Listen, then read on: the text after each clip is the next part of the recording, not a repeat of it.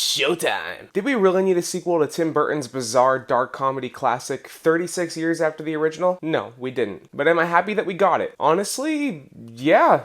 For the most part. Hi everybody, Anthony here from Awesome Anthony Productions, and today I'm going to give you my review of Beetlejuice. But before we get started, you know exactly what to do. At the end of the video, if you think I've earned it, please leave a like, subscribe, and ring that bell so you never miss any of my new reviews. Now let's get into it. Beetlejuice picks up 36 years after the original, with Winona Ryder's Lydia Deetz now the star of a kinda hokey ghost show, who's in a relationship with her manager Rory, played by Justin Theroux, and estranged from her teenage daughter Astrid, played by Jenna Ortega. Catherine O'Hara's Delia Deetz returns as well, now a successful artist. But after Lydia's father Charles, previously played by Jeffrey Jones, who wasn't brought back because of, Adobe PDF file reasons, the entire Deetz clan will reunite in Winter River, Connecticut to grieve together at the exact same house they moved into during that first movie that was once owned by the Maitlands. There's just one little problem. Lydia is still plagued by visions of Beetlejuice, who still wants to escape the afterlife and marry her.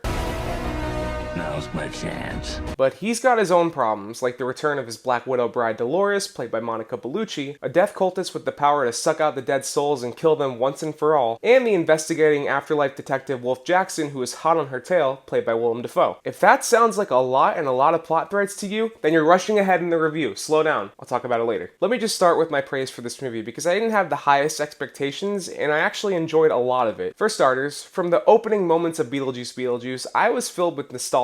Honestly, this feels like the most classic Tim Burton movie since 2012's Frankenweenie. I'm a self-professed Burton fan. I have been since I was a kid with Nightmare Before Christmas, though I still haven't seen Wednesday yet. But I felt so let down by his last two movies, Dumbo and Miss Peregrine's Home for Peculiar Children, which both felt rather corporate and soulless. This, however, regardless of what caused it to be created in the first place, really feels like it came from his mind and wasn't really tampered by studio demands. To start, I absolutely love the look and feel of this film, which very much feels like a natural progression of the style and production values from the original Beetlejuice, just with a higher budget. Fun fact, the original Beetlejuice had only $1 million to put towards special effects. Here, the budget is up, sure, but there's still all those unique set designs and macabre imagery that you come to expect from a classic Tim Burton movie, along with something that I will always thank him for that is just so refreshing: his use of stop motion and practical effects over CGI like 90% of the time, which really adds to the tangible feel of these special effects, with only minimally used CGI to enhance it. And the stop motion was just a joy to see on the big screen, especially when it comes to a scene involving a sandworm or a scene early on in the movie explaining what happened to Charles. Between this and the recent Alien Romulus that opted to use practical effects most of the time, it's just so refreshing, and it's hopefully representative of a new trend in Hollywood where maybe not everything that releases nowadays is going to be a CGI clusterfuck. Keeping up with what worked here, I really enjoyed the progression of the returning characters and the performances that these actors and actresses brought to the screen. Winona Ryder and Catherine O'Hara just slipped right back into their respective roles as Lydia and Delia Deetz. Lydia is still a goth symbol while having matured a lot, and the added anxiety that she gets from seeing visions of Beetlejuice along with just her regular ability to see ghosts wherever she goes adds another very vulnerable layer to this character. Ryder handles all of this, along with her lead role here, very well, and I think that her comeback role on Stranger Things really helped with that. Talking about Delia's character, I think she had a very natural progression to where she ends up here, still being a completely self-absorbed artist, but now taking the chance to make every little thing, whether it's tragic or not, into a work of art. And Catherine O'Hara absolutely nails that out-of-touch personality, especially during a few scenes in the movie where she starts to go full Karen. I also really enjoyed the new dynamic between her and Lydia. Instead of just playing out the goth rebellious daughter hates her stepmom bit again, they actually become kind of friends and have a lot of emotional and meaningful conversations. Jenna Ortega is also great as Astrid. I think she's great in everything she does, though I wasn't really a big fan of her character in the beginning. With her, they actually did play up the rebellious goth teen hates her mom trope, but once she's fully into the story, she actually has a very strong arc and kind of grows out of that chip on her shoulder. And it was very heartwarming to see the relationship between her and Lydia grow to where it ends up at the end. As for the newcomers, Justin Theroux is a very welcome addition to this cast. A totally clueless, out-of-touch guy who really has no idea what's going on around him besides his obsession with Lydia, and it constantly made me laugh when he was on screen. Willem Dafoe, another one who's great in everything, is really great here, playing up an intimidating intensity as that afterlife detective at first, before the veil is lifted and we see the reality of this character that that he's just playing the role of a detective and really getting into it, and he's another one that just made me laugh almost every time he was on screen. The less said about Arthur Conti's Jeremy, the better, not only to avoid spoilers, but because I really don't think this character needed to be here at all. But I'll get more into that and Monica Bellucci's Dolores later. But all of these returning cast members are not the reason that this movie made $110 million in its opening weekend. Michael Keaton is.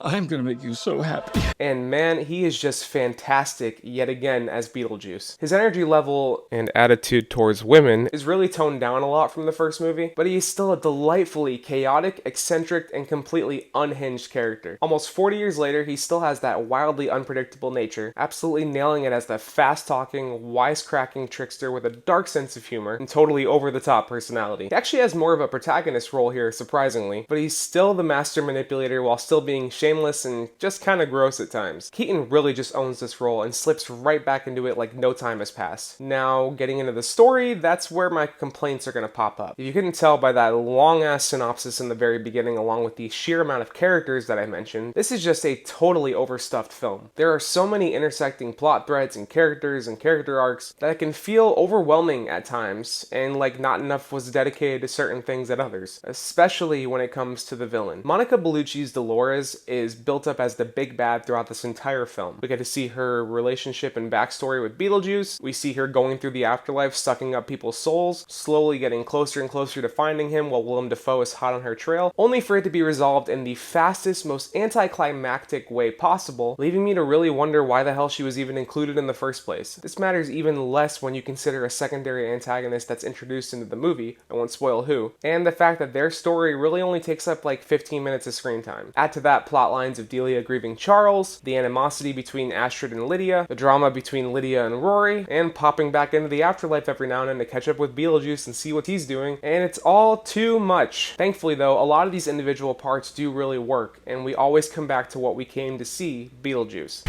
Spill your guts. Who wants to go first? All right, I will.